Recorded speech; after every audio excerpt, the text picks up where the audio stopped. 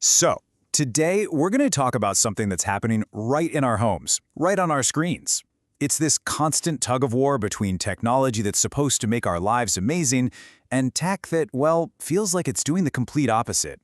Okay, so let me just ask you this, and really think about it for a second. When you look at all your gadgets, your phone, your smart speakers, all those apps, are they really truly working for you, or have you kind of started working for them? Feeding them data, responding to their every ping, that's the big question we're getting into. All right, so let's kick things off with the not-so-great side of the coin, this explosion of what a lot of people are calling bad tech, stuff that's just invasive, super wasteful, or honestly, not very helpful at all. This has gotten so bad that at the massive Consumer Electronics Show, there's a whole group of watchdogs that now hand out Worst in Show awards. And if you look at the winners, you really see the problem. We're talking about an AI fridge that's so over-engineered you can't fix it yourself, locking you into their service calls. Or get this, a single-use electronic lollipop. Talk about e-waste. And then there's an AI treadmill that's just slurping up all sorts of sensitive data about you. And speaking of that treadmill, if you actually dig into the fine print, into their privacy policy, you find this little gem. They literally tell you in writing that they cannot guarantee the security of your personal information. Wow. It's just a crazy reminder that all this convenience can come with a really, really high price.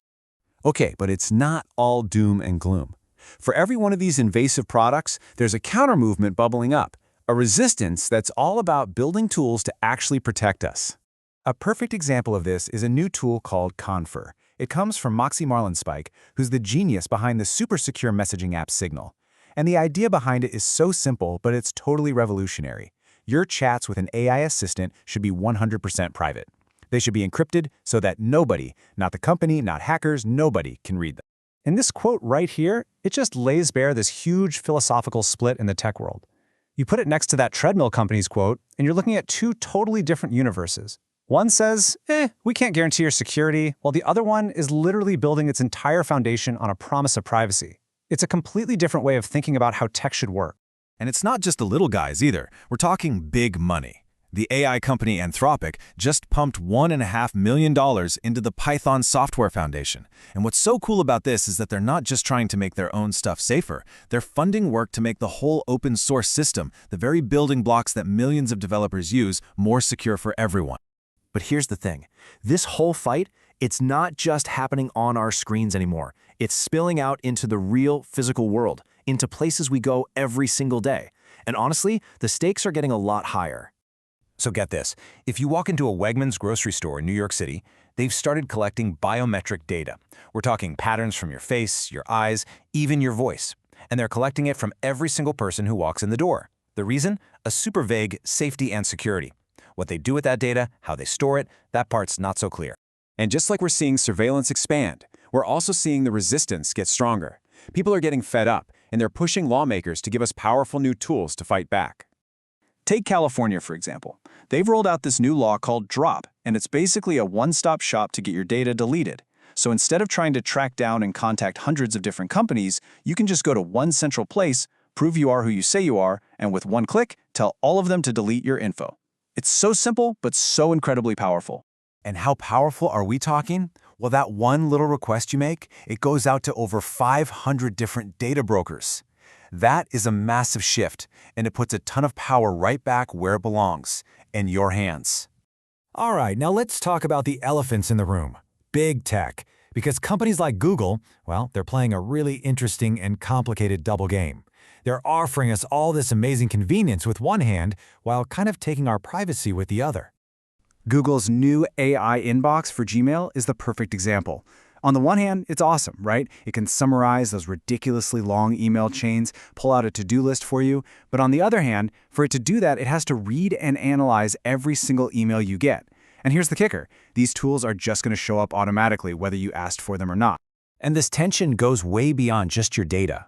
Google also got into some hot water for directly emailing kids on their 13th birthday. And the email basically says, hey, you can now turn off your parent's supervision on your account, and you don't even need their permission. It just raises this huge question. Who's really in charge of a kid's digital life? Their family or the tech company? Okay, so let's pull the camera back for a second, because this tug of war isn't just you versus some app, or families versus corporations. It's actually happening on a global stage, between entire nations. And that competition has a direct impact on the phone in your hand and the apps on your screen. For instance, official reports have laid out a bunch of different methods China uses for economic espionage.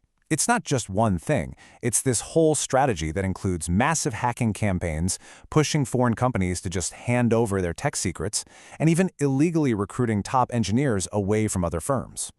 And this stuff isn't just some high-level government report. It has real, tangible consequences. Remember that talent recruitment tactic? Well, authorities in Taiwan just issued an arrest warrant for the CEO of the smartphone brand OnePlus, and they're accusing him of doing exactly that, illegally poaching their local engineers.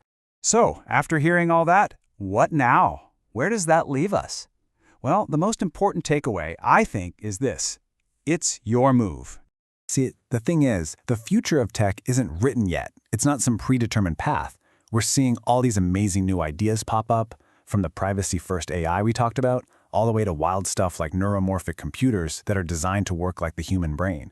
The future is being built as we speak. So, what does all this really mean for you? Let's break it down. First, be critical. Just because something is new and shiny doesn't mean it's progress. Second, look for alternatives. For every invasive app, there are tools like Confer being built to do the opposite. Third, use your power. Laws like California's drop law only happen because people demand them. And last, just stay informed, because the choices that we all make today are literally shaping the world we're going to live in tomorrow. Because at the end of the day, technology is never neutral. It's always shaped by values, by business goals, and by the choices people make. So the final question we want to leave you with is a simple one. What are you going to demand from your technology?